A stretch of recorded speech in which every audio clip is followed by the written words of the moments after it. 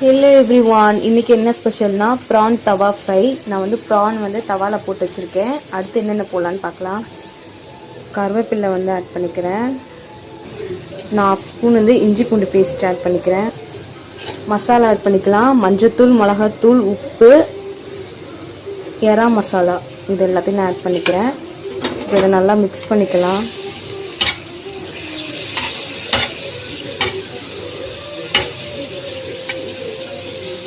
இப்போ இதை நல்லா மிக்ஸ் பண்ணியாச்சு. இது நல்லா தண்ணி வந்து ட்ரை ஆகணும்.